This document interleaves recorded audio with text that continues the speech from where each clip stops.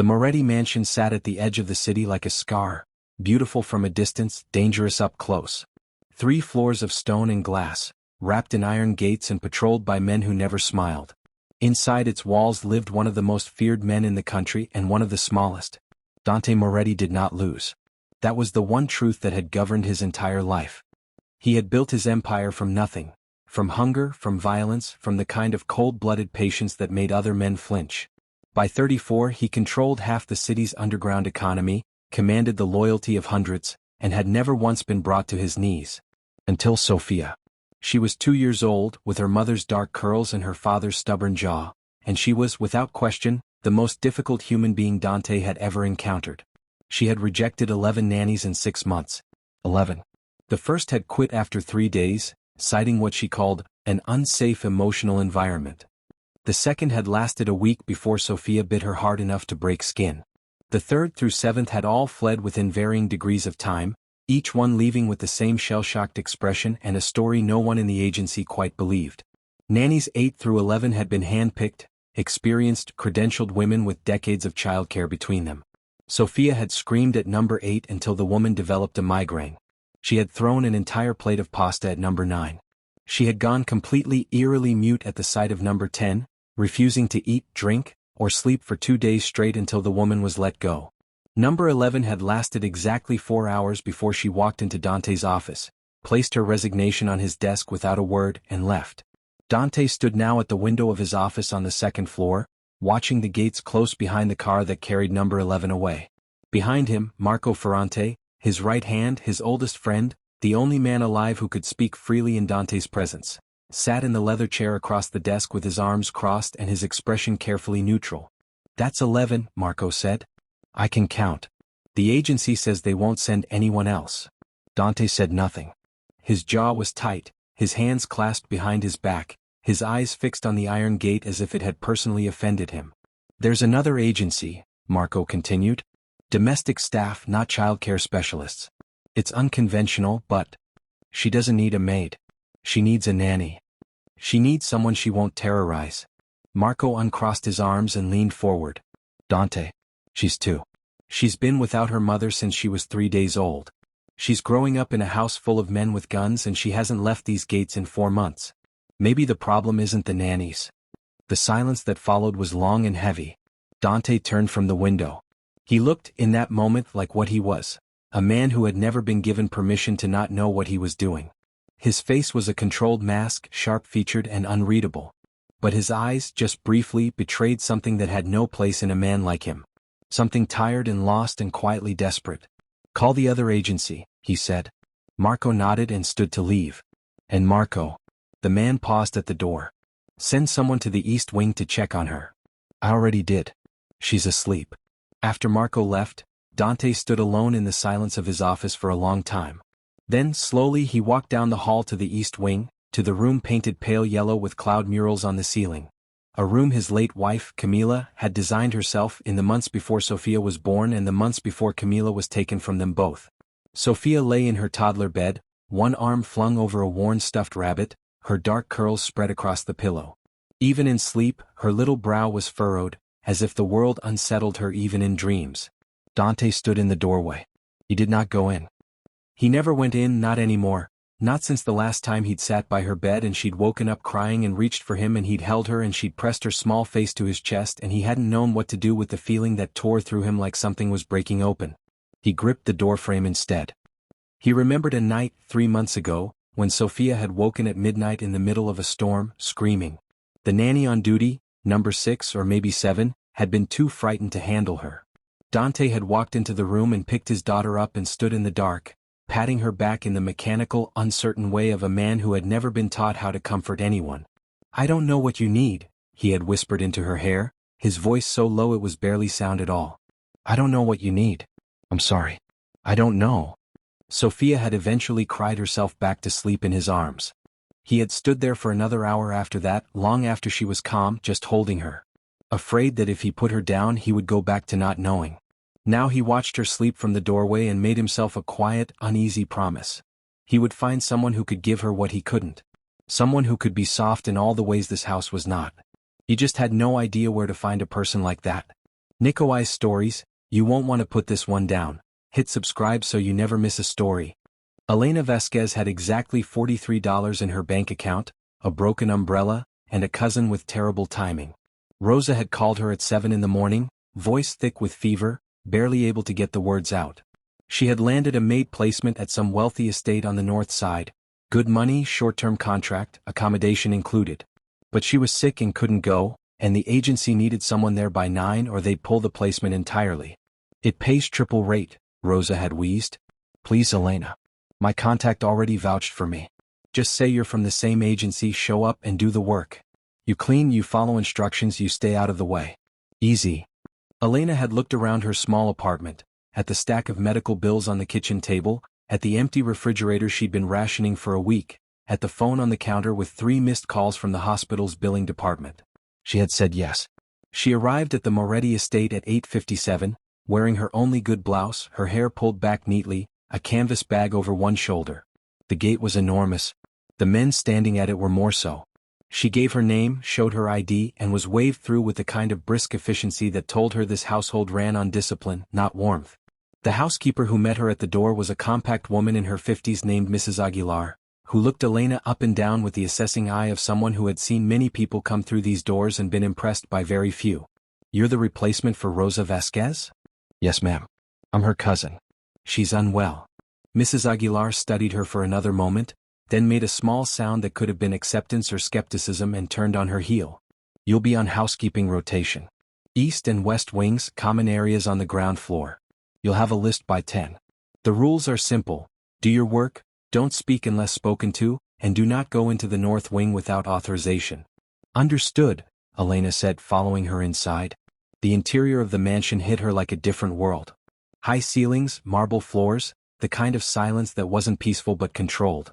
She passed 2 men in the hallway who looked at her the way sentinels look at anything that moves, registering, measuring, dismissing. There were no family photos on the walls. No flowers. No warmth of any kind. Elena kept her eyes forward and reminded herself of the number in her head. Triple rate. Her mother's hospital bill. 3 weeks of groceries. She was given a trolley and a list and started on the west wing. Dusting, mopping, replacing linens. The work was familiar. She had cleaned houses since she was 19. She moved methodically, quietly, trying to get a feel for the rhythms of the place. It was while she was following the hallway curve, looking for the linen closet Mrs. Aguilar had described, that she took a wrong turn. She realized her mistake as soon as she pushed open the door. This was not a storage room. It was large and sun-filled, painted pale yellow with clouds on the ceiling. And sitting in the middle of the floor, surrounded by the scattered pieces of what had once been a wooden toy set, was a small girl. The child looked up at her. Big dark eyes. Wild curls. A furrowed brow that seemed too serious for such a small face. In one hand she clutched a broken toy giraffe, its neck snapped off, its head hanging by a thread of painted wood. They stared at each other. Elena knew she should apologize and back out immediately. Mrs. Aguilar had said East Wing required authorization. She had accidentally wandered exactly where she wasn't supposed to go. But the child's expression stopped her. It wasn't fear or hostility. It was something quieter, the look of a person who had been alone long enough to have stopped expecting anyone to stay. Elena felt something pull inside her chest. She looked down at her trolley, then back at the child. Then, slowly, she set the trolley aside, walked into the room and sat down on the floor. The little girl watched her with wide, unblinking eyes. Elena picked up one of the scattered toy pieces near her knee, a small painted tree, and turned it over in her fingers. Then she reached out her hand, silently, and waited. After a long moment, the child placed the broken giraffe in her palm. Elena examined it gently. The neck was snapped clean but the pieces were still intact.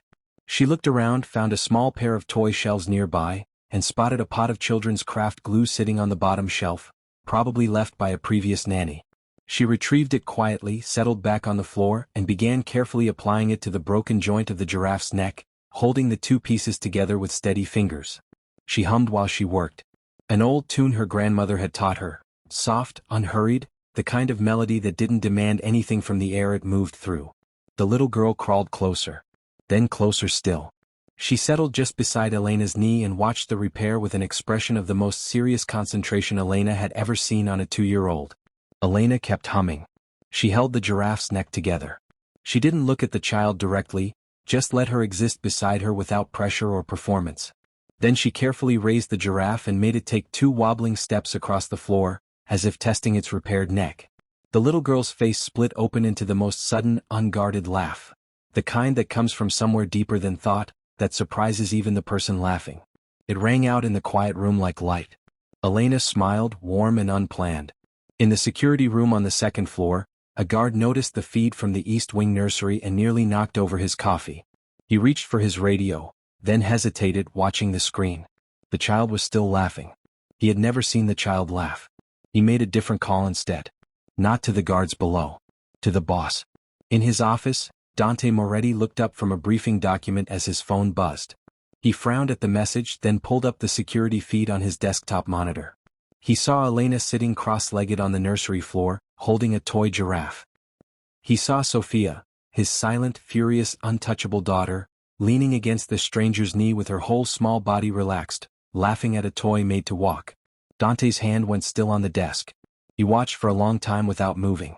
Elena was mopping the hallway outside the kitchen when Mrs. Aguilar appeared and told her, in a tone that left no room for interpretation, that Mr. Morretti wanted to see her in his office.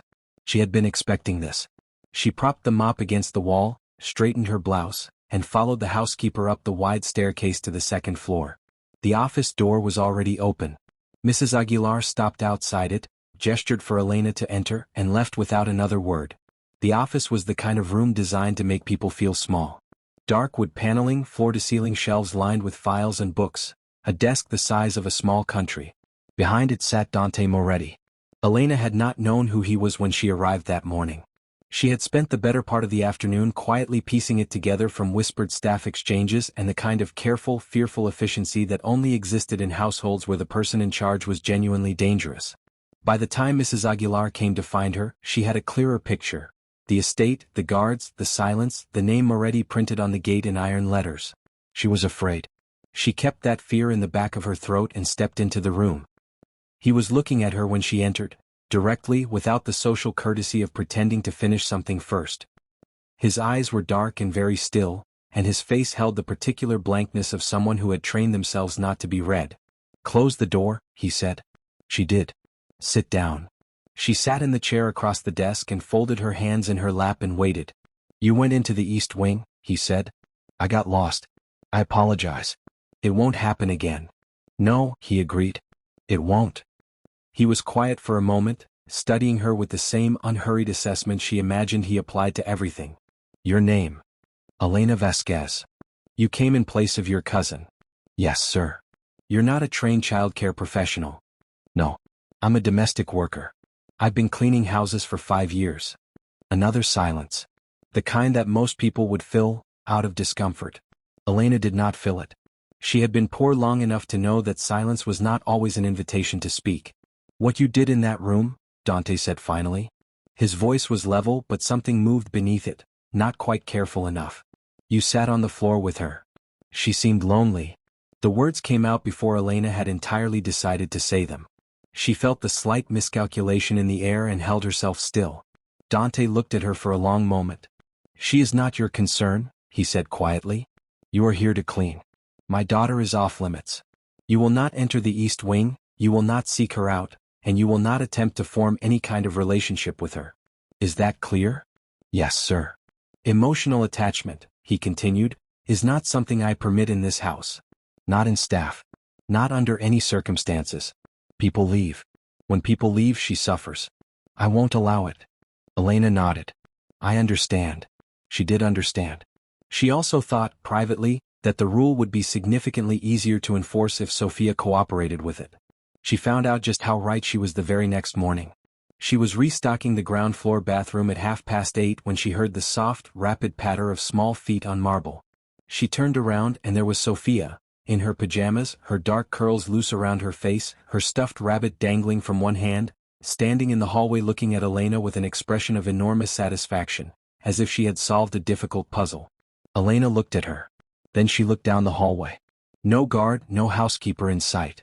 "How did you get out of the East Wing?" she asked, keeping her voice low. Sofia held up the rabbit as if this was a sufficient explanation.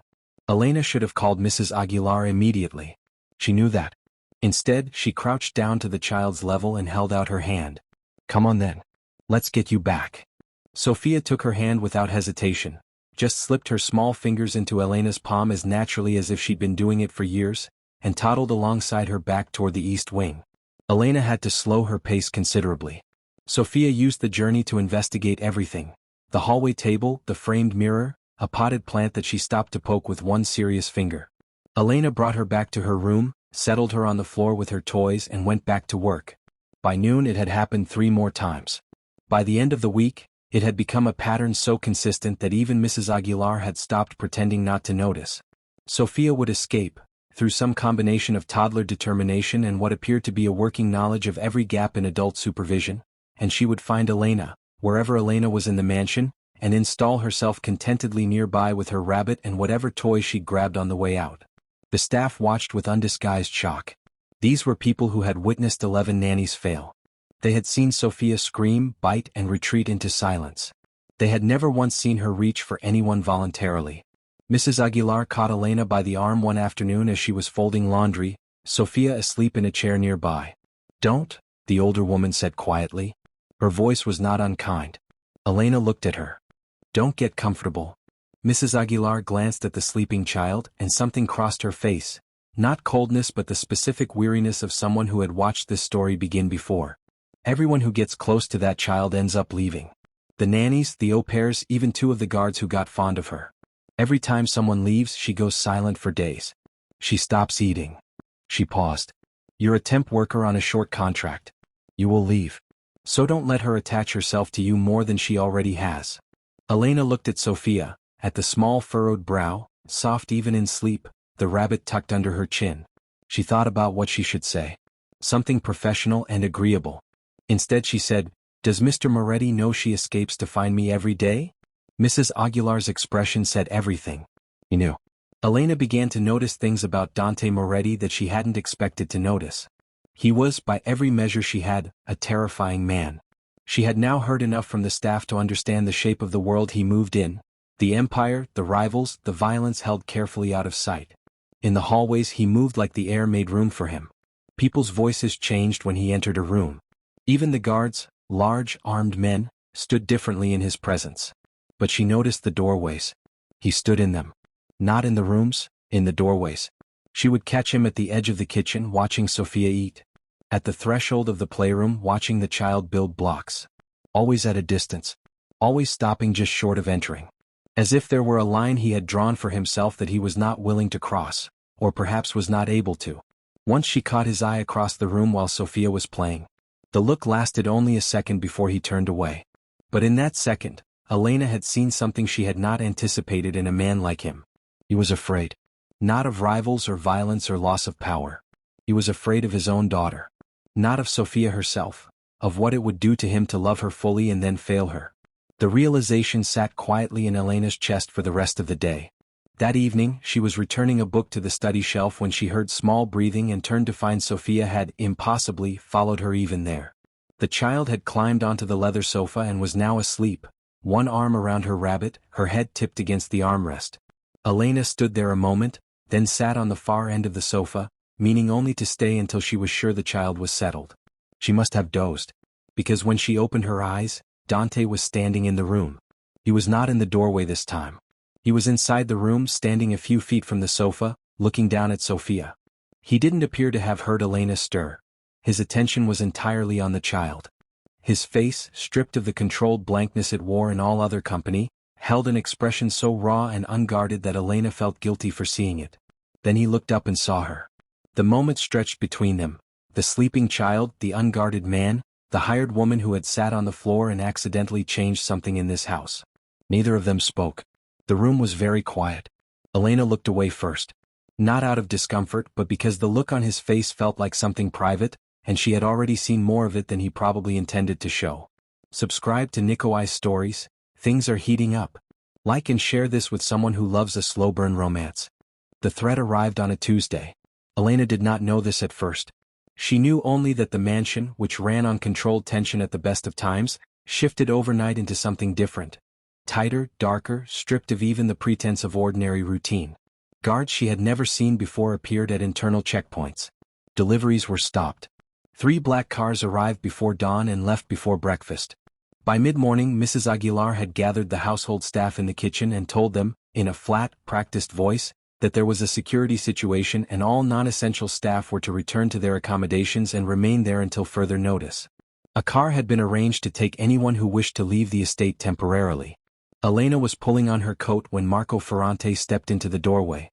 "Mr. Morretti wants you to stay," he said, looking directly at her. The other staff turned to look.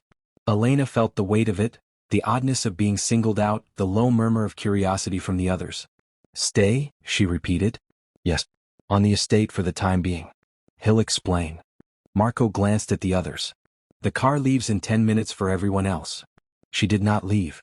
Marco found her an hour later and brought her to a room she hadn't been in before. A smaller, plainer room off the back corridor, which she understood was where Dante worked when he didn't want to be formal.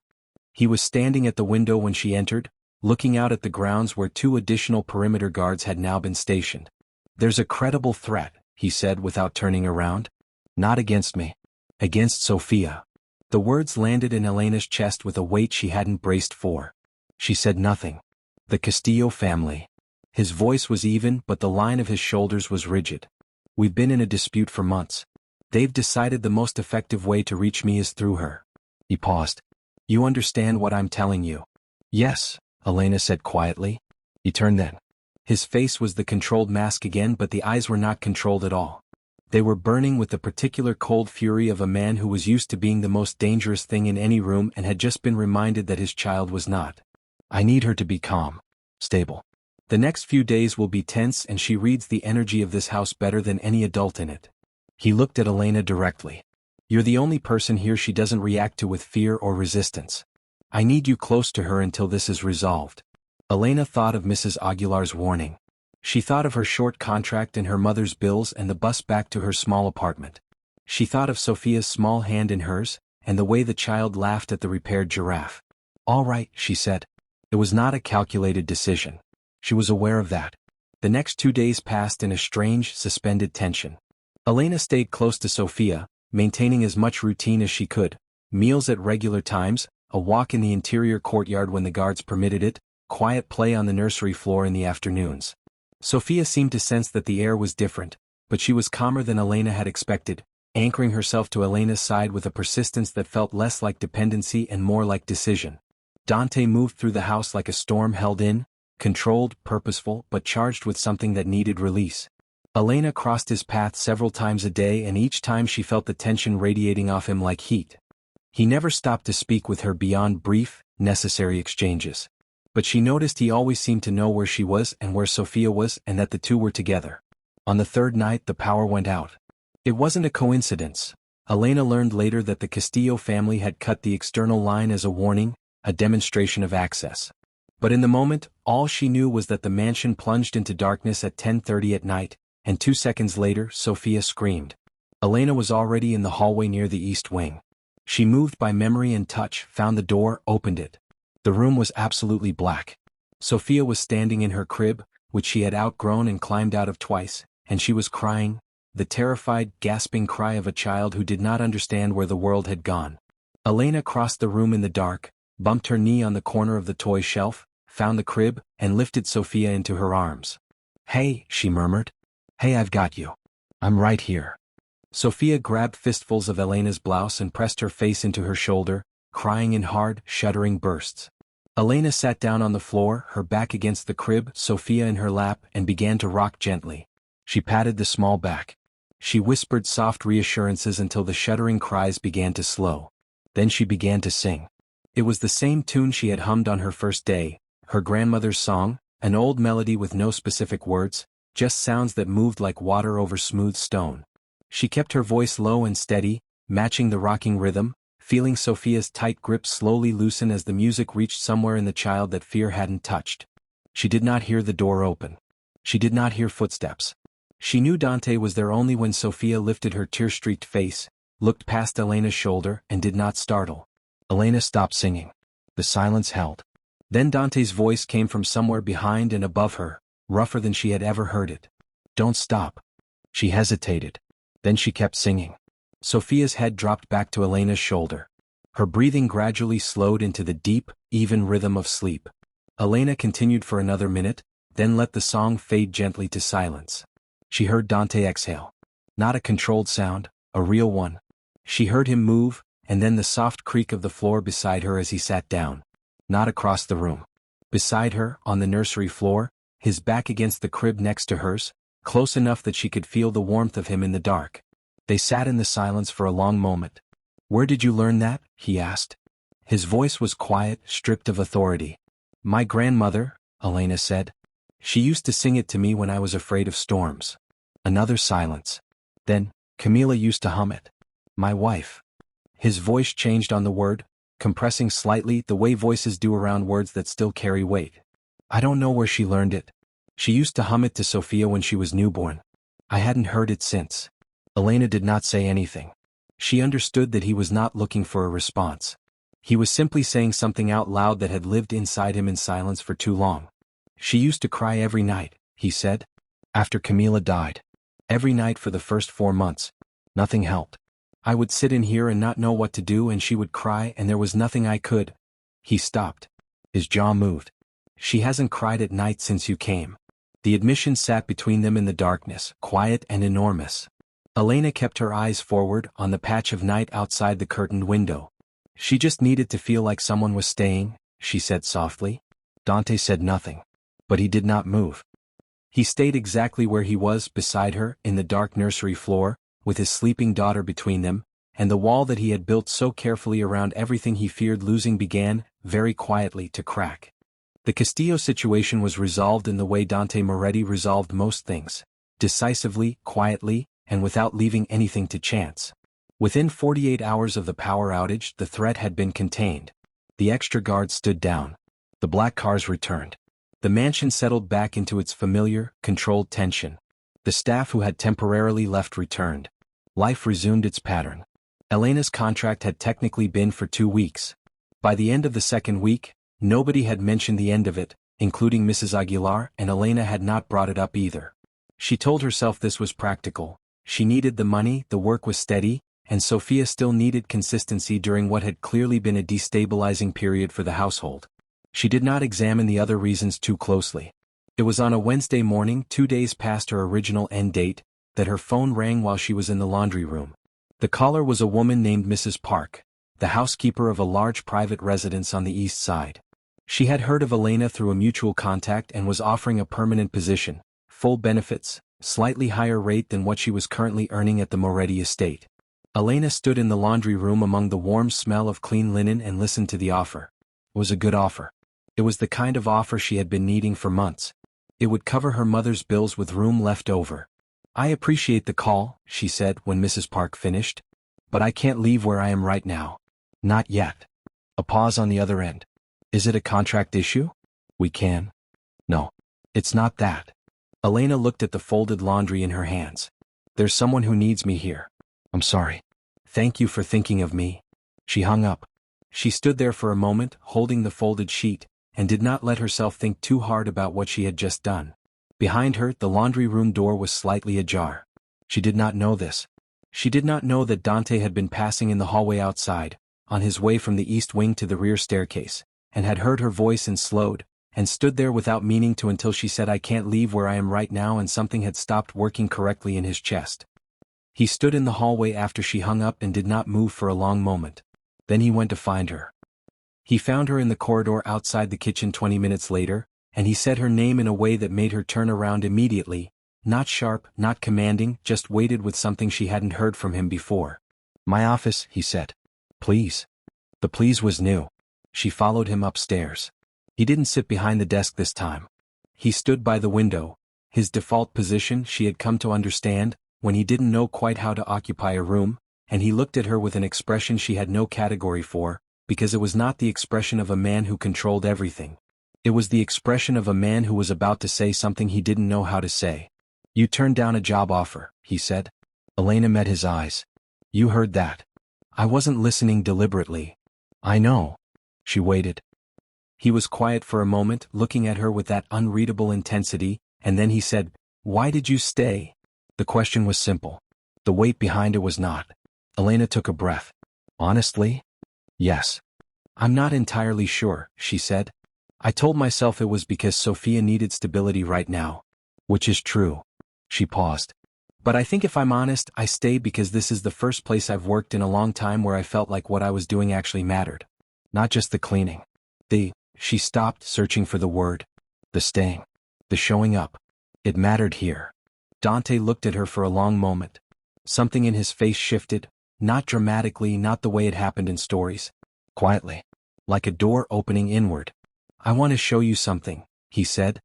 He led her to the east wing, not to the nursery, but to a small room beside it that Elena had never been inside. It was simply furnished, clearly a sitting room that hadn't been used in some time. On the wall hung a framed photograph. He stood before it, and after a moment, Elena stood beside him.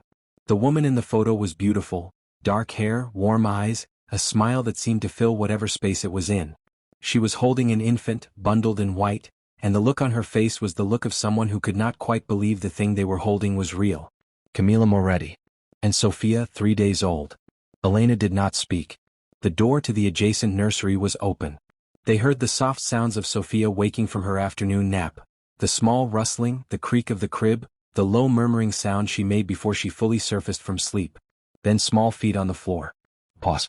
And then Sofia appeared in the doorway in her socks, rabbit under one arm, looking between Dante and Elena with the calm, assessing gaze of someone who was not surprised to find them both here.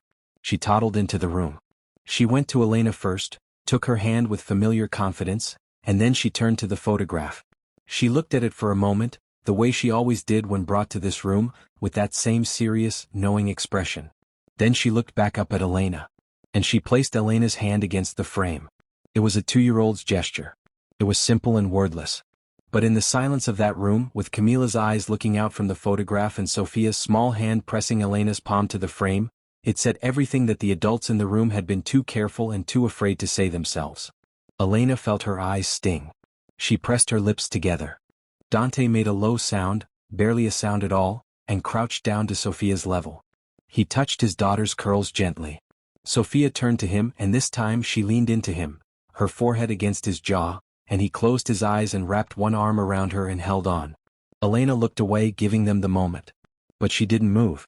After a while, Sofia scrambled down, collected her rabbit, and went back to the nursery with the boundless, practical energy of a child who had accomplished something and had now moved on. Dante rose slowly. He looked at Elena.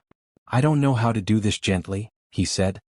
His voice was quiet and entirely stripped of pretense. I don't know how to be soft with people. I've spent 20 years learning to be the opposite of that. I protect. I control. I win. He paused. Those are the only ways I know how to love. Elena looked at him steadily. That's not what Sofia needed, she said. She didn't need to be protected from every hard feeling or managed or won over. She glanced toward the nursery. She needed someone to sit on the floor with her. To stay. That's all. Dante was quiet for a moment. I know, he said. And then, softer, I've been watching you show me how.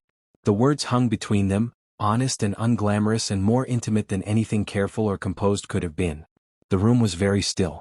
Evening light moved through the window in long golden bars, catching the dust in the air, landing across the photograph on the wall, Camilla's smile, Sofia as an infant, the frozen moment of a love that had not ended, only changed shape. Elena felt Dante's hand find hers. Not with urgency. Not the way a man like him did most things, with force, with precision, with intent to control the outcome. Just his hand reaching for hers in the quiet of a room where the most important decision had already been made by a 2-year-old in socks. She let him hold on. From the nursery, faintly, came the sound of Sofia humming to herself.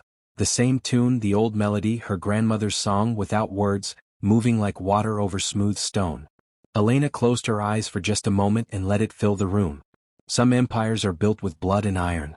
But the one that finally broke Dante Morretti was built with a broken toy giraffe and a soft, stubborn smile. Nikolai's stories, did this story warm your heart? Subscribe for more stories that hit different.